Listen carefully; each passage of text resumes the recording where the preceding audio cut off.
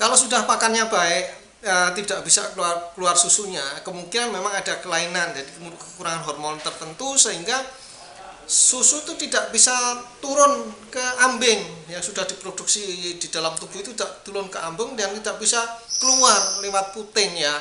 Nah itu susunya kadang-kadang hanya bengkak, tidak bisa keluar, atau memang malah masih kecil. Nah itu bisa diberi obat oksitosin.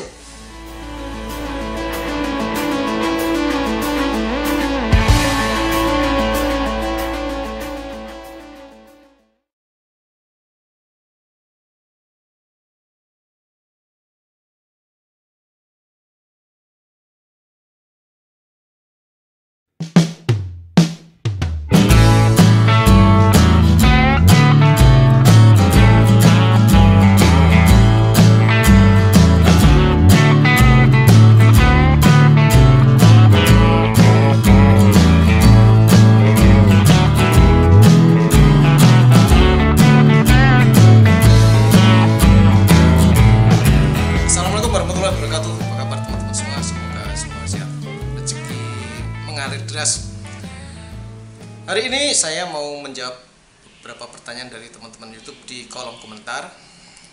Saya bacakan ya pertanyaannya. Nomor 1 dari Kidung Wigati.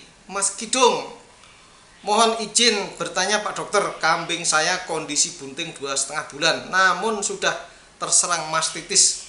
Kondisi ambing bengkak dan mengeras, puting sebelah kanan keras dan memerah. Solusinya bagaimana Pak Dokter? Terima kasih. Pertanyaan kedua dari Mas Denny Christian. Pak Dokter mau bertanya dan saran ya, obat injeksi untuk merangsang agar ari-ari kambing melahirkan mau keluar apa ya Pak Dokter? Soalnya saya tunggu 4-6 jam gak mau keluar. Terima kasih. Dari keluarga Deso.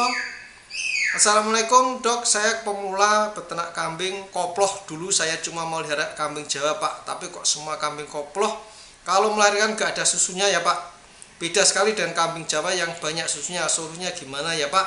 Dan pakan juan sudah maksimal, konsep juga dikasih, tapi kok tetap gak ada susunya ya Pak? Oke, dari pertanyaan pertama, mastitis, Mas Kidung Wigati. Jadi mastitis itu radang ambing ya. Radang ambing itu biasanya pada sapi atau kambing atau domba yang menyusui. Lah ini kok belum menyusui, masih bunting. Apa ini sebetulnya habis melahirkan, menyusui, kemudian bunting lagi itu ya, kita nggak tahu ya. Belum ada pertanyaan ke Mas Kidung Wigati. Nah ini gini,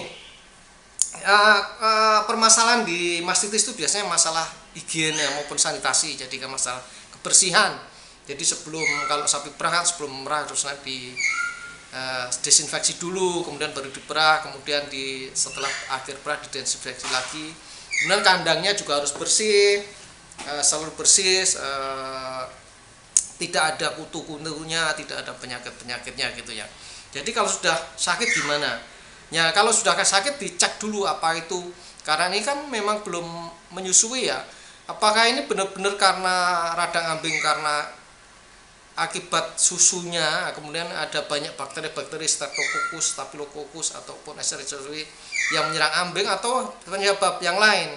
Jangan-jangan hanya karena kutu, digigit kutu, atau di situ banyak semut, ambingnya itu tadi itu digigit serangga yang bisa juga menjadi bengkak ya. Jadi dia harus dilihat. Jadi kalau mengobati, dokter hewan datang itu biasanya ngecek dulu kandangnya kayak apa, sanitasinya bagaimana, nah baru diagnosanya nanti bisa tepat. Nah kalau radang ambing biasanya kalau ada susunya bisa dicek di laboratorium atau cek lapangan. Ya di situ ada alat-alatnya untuk ngecek apakah itu penyakit-penyakit karena bakterial begitu ya. Jadi kalau saya kecurigaannya ini bukan radang ambing karena bakterial, karena kan belum menyusui atau tidak diperah kambing ini ya. Nah sebaiknya dicek obatnya apa. Kalau itu obatnya ya, kalau itu hanya serangga ya diberi ini saja, ambing yang tadi itu bengkak itu dibersihkan dulu dengan air hangat ya, kemudian diberi obat-obat banyak di apotek, obat yang mengandung kortison atau penilbutason. Itu ada Topcort, ada Iverson, itu bisa dipakai, dioleskan di ambingnya, mungkin nanti insya Allah bisa kempes. Tapi kalau itu ada infeksi bakterianya ya, harus disuntik sistemik di paha, di otot di pahanya disuntik dengan antibiotik yang long acting. Nah, kemudian di ambingnya tadi itu dimasukkan antibiotik. Kemudian kalau tadi itu sudah ada susunya diperah keluar, disuntik lagi, dikeluarkan, dibersihkan begitu ya. Nah, dengan itu moga-moga bisa sembuh. Bisa juga ditambah dengan ini antihistamin. Mungkin di situ memang ada sesuatu racun-racun sehingga ada alergi ya, alergi karena tadi serangga, jadi disuntik diolesi dengan kortison, disuntik dengan diphenhydramin, HCl, atau biasa kalau ada obat di lapangan namanya itu diladril, vetadril, penidril dan segala macam ya, banyak obat yang mengandung diphenhydramin HCl atau anti alergi. Pertanyaan kedua dari Mas Denny Kastian, ari-arinya tidak bisa keluar, kambing melahirkan setelah ditunggu 4-6 jam. Oke ya, jadi ari-ari tidak keluar itu mungkin karena ada kelemahan kontraksi di uterusnya. Jadi ini mungkin kurang energi atau kurang hormon tertentu ya. Jadi akhirnya, atau juga karena penyakit, jadi ari-ari itu tidak bisa keluar. Jadi normalnya ari-ari itu setelah 6 jam itu harus sudah keluar. Jadi kalau sudah 4-6 jam ya ditunggu dulu sampai 8 jam. Tunggu 8 jam, kalau nggak keluar bisa setelah 4 jam itu bisa disuntik dengan oksitosin. Suntik oksitosin, dosisnya disesuaikan dengan yang tertera di labelnya. Biasanya 1 cc ya, 1 cc ya.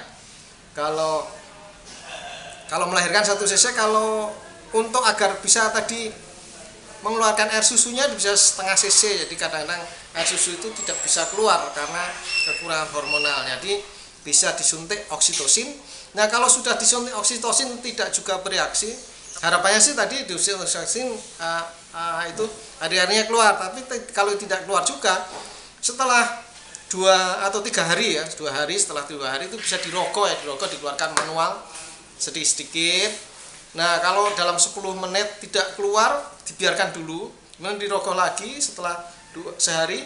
Nah, moga-moga bisa dikeluarkan secara manual semua. Kalaupun tidak bisa keluar manual,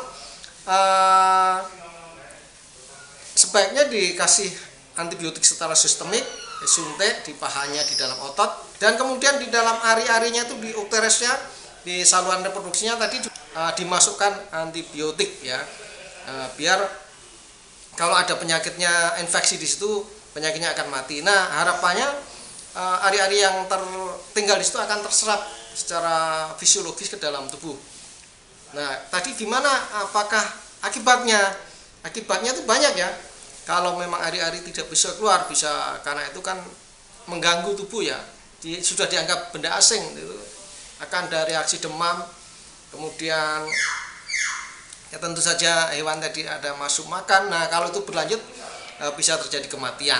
Oke ya. Kemudian untuk yang terakhir, pertanyaan terakhir dari keluarga Deso ya, yang menanyakan kambing koploh tidak bisa keluar susunya, kenapa kalau kambing Jawa banyak?